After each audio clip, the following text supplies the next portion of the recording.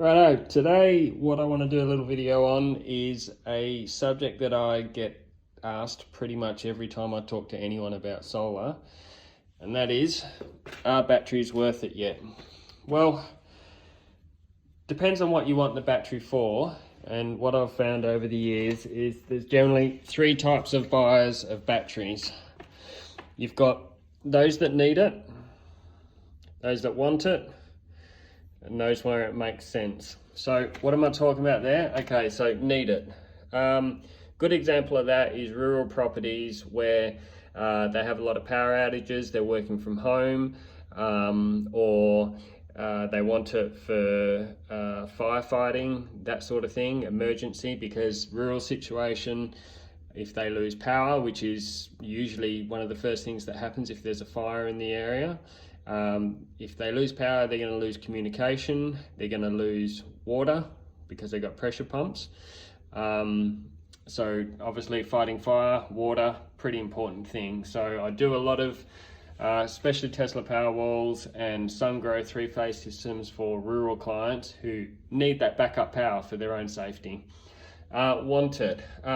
This one is especially true with Tesla, and that is the ones that want it. You get a lot of fanboys. They just simply want it, they love it, they embrace the whole Elon Musk thing, they're all about it, and that's great. That's fantastic. And the other one is makes sense. So they've sat down, they've calculated their savings, and it makes sense financially. That's a fairly involved process, and one that you need to sit down and sort of do the maths and make sure it is actually going to work for you, which I'll talk more about in a sec. The other thing is you need to consider is that different batteries have different features. Not all batteries can do the same thing. I'm a big fan of the Tesla Powerwall. Obviously I've got one. So the different batteries you've got is you've got just a basic battery, and that literally is just a battery that's going to charge during the day from your surplus solar generation, and then you're going to be able to draw off that battery again later at night. So that's just some basic storage, and all that's really offering you is some savings on what you're going to draw off the grid later. The next step from that is a battery that can offer basic backup. So when I say basic backup, they may have just a power point next to the battery where you can run an extension lead out and plug into it. Not all batteries can do backup, not all batteries can do all these features here. So this is the list of what they do, and when you get down to the list down here, then the battery will typically be able to do all of these features here. So this is basic, and this is leading up to your more complex batteries such as the Tesla Powerwall that can do all these things. All right, so back to the list. Auto backup with delay. So some batteries can do backup, but there is a delay. So your power might go off for 20 seconds and then it will come back on. All right, the next step from that is it may still just be a power point, or it may be just like one or two circuits in the house that it can back up. Not all of them can back up your whole house. Some can only do a power point, some can do one or two circuits. It just depends. UPS backup. So what I mean by that is it's basically a UPS system, which the Tesla Powerwall can do. And that is when the power goes out, you don't even know. There's no glitch, there's no flicker of the lights, there's nothing. It's completely seamless. All you'll do is get a notification on your app telling you that you're in a power outage situation. Now, those ones that can do UPS backup, some of them can do part home, some of them can do full home. So my house here, I'm single phase and with a Tesla Powerwall obviously, and my whole house is backed up. So when the power goes out, there's no glitch of lights, there's no nothing, and I've got power to every part of the house. The next one up from that is islanding. So what I mean by that is that when your power goes out, your battery can support an inverter and you can pretty much remain off grid indefinitely. So with some of them, for example, if you've got a Tesla single phase battery with a three-phase inverter, that three-phase inverter is going to shut down when the power goes out because this is a single phase battery. Okay, so when you go into a backup situation, the only power you've got is what battery storage you've got at that time when the power goes out. All right, if you're single phase home with a single phase inverter and your battery can do islanding, then the battery will support your single phase inverter and it will remain active. So the inverter will stay on, it'll keep supplying your house, and it will keep charging the battery. When you go into nighttime, obviously it's just going to draw off the battery. And then if the battery is fully depleted, that brings me to my next feature, which is black start. So what black start means is if you've gone through the night, you've fully depleted your battery, the system's shut down, you've now got no power. What happens is the battery will keep testing for solar generation. I think it's every hour with Tesla. And as soon as it detects that there is solar generation, the whole system will start up again, and it will then supply power to the house and recharge the battery again. And that can pretty much go on indefinitely. Okay, so again, rural scenario where the power's out for, you know, a week or something like that, Tesla Powerwall, single phase inverter, you're good. You're going to have power the whole time. Obviously, you can't run your air cons and all that sort of thing. Well, maybe you can if it's a small split, that sort of thing. Basically, you just need to keep an eye on the state of charge of your battery and not run loads that are too big. That's just going to completely flatten the battery. You have to obviously be a bit smart about it. So that's black start. And then other batteries can do single phase and some others can do three phase. So Tesla Powerwall single phase.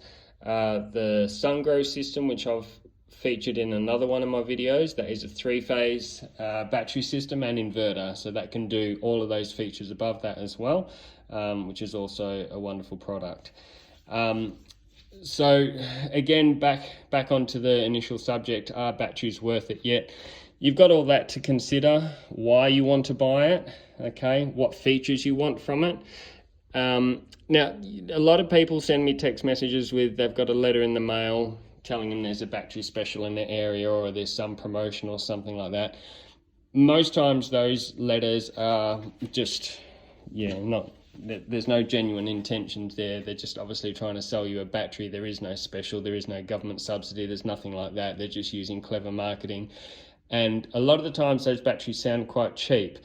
But when you actually ring them up, as I have done, and you go through the process and find out what the actual installed price is and the capacity of the battery, I think one of them that rang me was only 2.5 kilowatts. So basically you're going to save, what, in Perth, it's almost 30 cents a unit of power.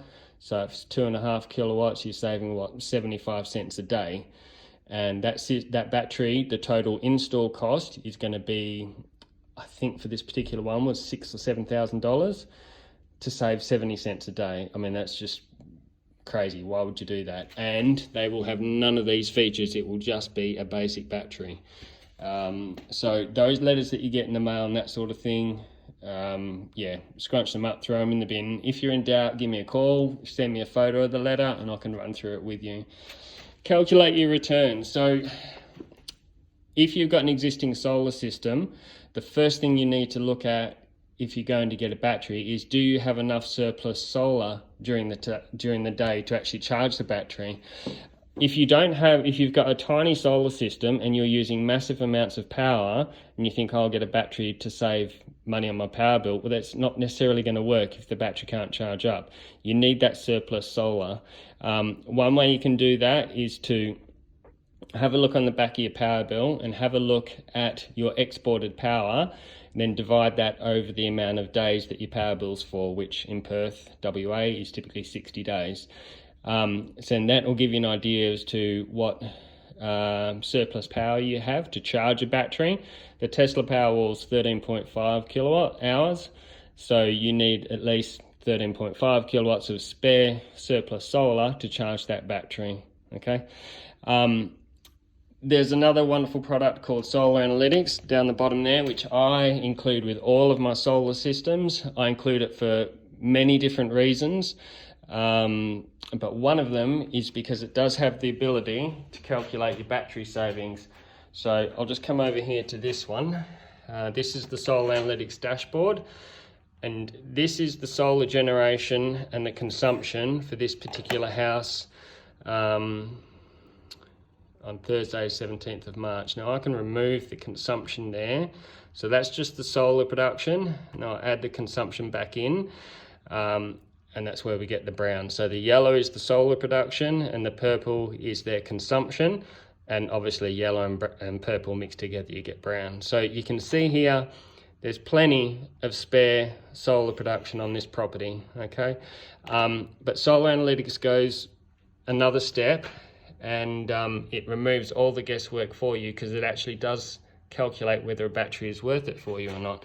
So if you're curious, after having Solar Analytics installed for, I think it's about 3 months, you can click on this battery function, and it will tell you there, thinking about a battery for your home, calculate my battery. So on this particular house, an 8 kilowatt hour battery is going to reduce their grid usage by 79.75%. That's pretty good. That's not bad. And then you can go further and actually calculate your savings financially. So flat rate, round figures, I'll enter 30 cents per kilowatt hour.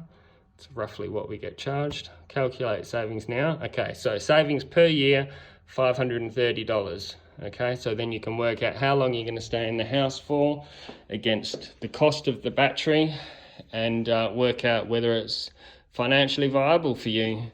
That's this one here. But of course, you might have power outages and just want it. Need it. Or you might be a fanboy and you just want it. So there's the different reasons, and a bit of an analogy as to the question, are batteries worth it yet? If I haven't covered something, or you want to ask me a particular question, feel free to email me or call me. My number is 0412 866 428. Love talking about batteries. Happy to answer any questions, and yeah, thanks for watching. Cheers.